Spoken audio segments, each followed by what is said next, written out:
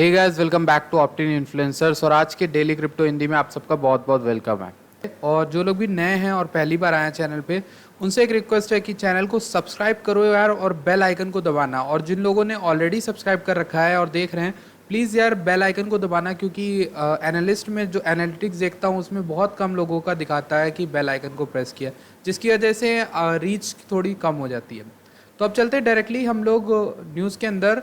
तो सबसे पहली जो डेटा आया है वो है institutional inflows of Ethereum near 1 billion this year according to CoinShares. ये कॉइनशेयर्स का डेटा है जो कहता है कि इंस्टीट्यूशन का जो पैसा है, बड़े बड़े इन्वेस्टर्स का, यानी बड़ी बड़ी कंपनीज के द्वारा जो लगाया जा रहा है, चाहे वो फंड के द्वारा हो, चाहे वो ईटीएफ के माध्यम से हो, वो जो भी पैसा लगाया जा रहा है इथेरियम में, तो वो इथेरियम की डिमांड को बढ़ा रहा है। और इथेरियम में टोटल इन्फ्लोज जो इस साल के हुए वो $1 बिलियन का मार्क क्रॉस कर चुके हैं।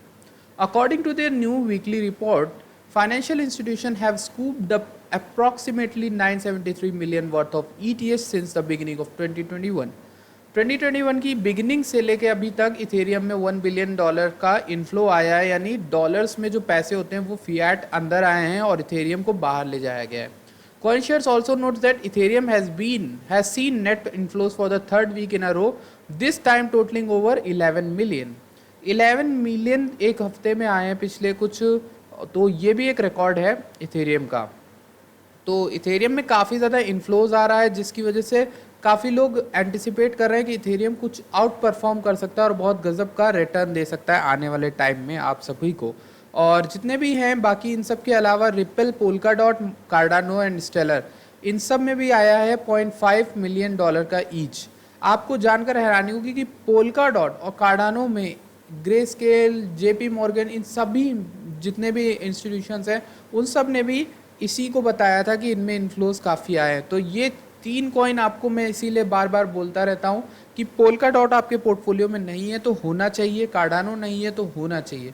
रिपल और एस्टेलर को अभी मैं नहीं बोलता हूँ, बट पोल्का डॉट, कार्डानो आपके में होना ही चाहिए।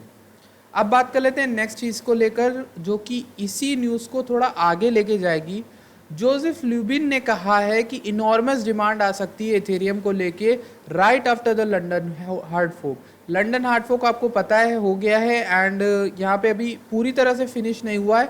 जैसे होता है ना कि एक तरह से फिनिशिंग करी जाती है, तो उसमें आखिरी के कुछ टास्क बचे हुए हैं और वो पूरी तरह से लाइव हो जाएगा जब, तो उसके बाद हम लोग देख सकते हैं कि इथेरियम में डिमांड बढ़ सकती है। स्पीकिंग, ये को फाउंडर ऑफ इथेरियम थे और founder of full stack blockchain company consensus के ये फाउंडर हैं जोसेफ ल्यूबिन। तो ये बड़ा नाम है, छोटा मोटा नाम नहीं है। ये भी इथेरियम में को फाउंडर कर रहे थे और को फाउंड किया इन्होंने। और डॉक्टर गेविन वुड भी थे। आपको पता है इथेरियम एक लोग ने नहीं बनाया था, बहुत सारे लोगों ने मिल के बनाया था। और यही मैंने टेलीग्राम पे कुछ पूछा था तो बहुत लोगों का गलत आंसर हो गया था। डॉक्टर गेविन वुड ने इथेरियम को को फाउंड किया था और फिर फाउंड किया था पोल्का डॉट को। जैसे यहाँ पर को फाउंड इथेरियम को किया था जोसेफ ल्यूबिन ने, और full stack blockchain company consensus को खोला जोसेफ ल्यूबिन ने आगे जाके। तो इथेरियम के जितने भी को फाउंडर्स थे वो सब बहुत ही ज़्यादा ब्रिलियंट और जीनियसेस हैं, तो उन्होंने आगे चल के अपनी अपनी कंपनीज खोली हैं, वाइल वाइटलिक बटरिन इथेरियम को संभाल रहे हैं। तो इन्होंने कहा है कि काफ़ी ज़्यादा यहाँ पर इथेरियम की डिमांड जो है वो बढ़ सकती है। इन दिसंबर और January the network will see the energy consumptive proof of work mechanism replace by the enormously energy efficient proof of stake mechanism that provides the trust characteristic for the network. उन्होंने कहा है कि दिसंबर या जनवरी तक proof of work हट के proof of stake आ जाएगा, और इसकी वजह से हम लोग एक अच्छा जो है मैसिव सर्ज देख सकते हैं इथेरियम की वॉल्यूम में। ओवर $60 बिलियन वर्थ के इथेरियम को ऑलरेडी लॉक कर दिया गया है इथेरियम 2.0 प्रोटोकॉल के तहत, और ये बढ़ती ही जाएगी डिमांड, ऐसा इनका मानना है। तो फिलहाल के लिए इथेरियम कुछ खास कर नहीं रहा है, $1900 $2000 के आसपास चल रहा है, बट आने वाले टाइम में ऐसा बहुत से लोग इंतज़ार कर रहे हैं कि इथेरियम कुछ अच्छा आउट परफॉर्मेंस दिखा सकता है। अब बात कर लेते हैं crypto market adds $50 billion in a day with the bulk of coins flashing green. तो इस न्यूज़ ने बेसिकली ये कवर किया कि इलॉन मस्क और केथी वुड और जैक डोर्सी का जो इवेंट होना था उसके आने से जो हाइप हुई है उसने बिटकॉइन को $29,000 से नीचे जाने से संभाल लिया था उस दिन। और उसके बाद ही तुरंत क्रिप्टो में पैसा आया, और कितना पैसा आया वो डेटा बताता है कि $50 बिलियन वर्थ का पैसा सिर्फ और सिर्फ इलॉन मस्क के जो इवेंट से, जो कि बी वर्ड इवेंट था, उसके होने से आया है। तो ये एक अच्छा जो है डेटा है और काफ़ी बताता है कि इलॉन मस्क का इफेक्ट अभी भी है। तो आप देखोगे recent rebound from below $30,000 aided by Musk statement from yesterday that Tesla and SpaceX has invested in bitcoin and mentioning he holds bitcoin, ethereum, dogecoin. तो इन बातों ने जो है होल्ड करके रख लिया बिटकॉइन को। अब आप देखोगे कि पहले ऐसा इफेक्ट होता था कि इलॉन मस्क ऐसा कुछ बोलते थे तो सारे कॉइन्स उठ जाते थे, बहुत पावर थी, बट इस बार सिर्फ इतना हुआ कि उन्होंने संभाल लिया। तो कहीं ना कहीं पावर कम होती दिख रही है, और ऐसा आने वाले समय में बहुत होने वाला है। जितने भी सेलिब्रिटीज़ हैं सबकी ऐसा ही होगा, जितने भी ट्विटर के माध्यम से अपने जो है फंड्स को बढ़ा रहे हैं। JP Morgan will reportedly give retail wealth clients access to crypto fund। Crypto funds का जो एक्सेस था वो सबको नहीं मिलता था। जैसे क्रिप्टो से रिलेटेड जेपी मॉर्गन जितने भी फंड है कि आप हमको पैसा दिए, हम उसमें इन्वेस्ट करेंगे क्रिप्टो में, तो ऐसे जेपी मॉर्गन करता था, लेकिन ये परमिशन से करता था। मतलब आपको पहले एक भेजना होगा इनको डायरेक्ट रिक्वेस्ट करोगे, आपकी रिक्वेस्ट अप्रूव होगी तो आपका पैसा उसमें लगा दिया जाएगा। लेकिन सबको ये नहीं मिल रही थी सुविधा। अब ये सुविधा सबके लिए इंपॉर्टेंट कर दी गई है, ओपन। रिटेल वेल्थ क्लाइंट्स, आपको पता है ना, हमारे और आपके जैसे लोग हैं जो पैसा लगाना चाहते हैं, ऐसे क्लाइंट्स, उनको ये ऑप्शन दिया गया, तो बड़ी बात है, बहुत बड़ी बात है गाइस। और इसका मतलब ये है कि ये नए रास्ते खोलेगा कि जो लोग हैं नॉर्मल पब्लिक, वो लोग भी यहाँ पर अब इन्वेस्टमेंट कर सकेंगे क्रिप्टो में।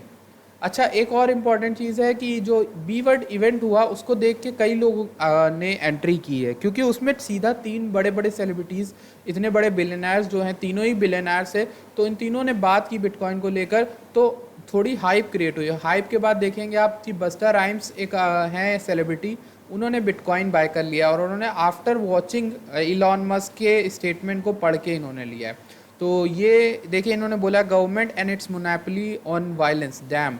तो इन्होंने, हाँ, इलॉन मस्क का एक आया था स्टेटमेंट बीच में कि उन्होंने कहा था कि गवर्नमेंट्स वगैरह आपको आने वाले समय में काफ़ी तकलीफ देने वाली हैं, उसको लेके इलॉन मस्क ने कुछ बोला था, और उसको लेके यहाँ पर इन्होंने तारीफ उनकी की है। सर्वे हुआ है जिसमें कहा गया है यूएस रैंक करता है टॉप 10 कंट्रीज़ में जो बिटकॉइन को लीगल टेंडर करार कर सकती है आने वाले टाइम में।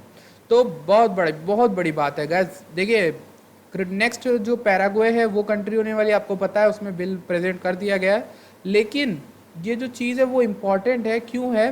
क्योंकि आप देखोगे the country crypto community thinks will be next to make crypto legal. तो जो वोट्स आए हैं, कितने टोटल नंबर ऑफ वोट्स आए हैं फॉर द टॉप 10 कंट्रीज, 2,34,000। इसमें सबसे ज़्यादा वोट जो आए हैं वो पैराग्वे को लेकर आए, पैराग्वे एक्सेप्ट कर सकता है। फिर आए हैं वोट्स वेनेजुएला को लेकर, फिर आए हैं एंगोला को लेकर, पनामा चौथे नंबर पे है, और आप देखोगे कि इंडिया भी इसमें है, और इंडिया में 13,000 वोट्स इंडिया में भी आए हैं। तो इंडिया 5वें नंबर पे है। वही यूएसए इंडिया से नीचे है 7वें नंबर पे, 1 2 3 4 5 6 7, 7वें नंबर पे यूएसए। तो कहने का मतलब ये यूएसए की कम्युनिटी में विश्वास कम है as compare to Indian community. Indian community चाहती है कि जो बिटकॉइन है वो लीगल टेंडर हमारे वहाँ आ जाए। तो ये बड़ा एक अच्छा जो है डेटा आया भैया सुनने में, और काफ़ी आपको नॉलेज मिली होगी इसमें।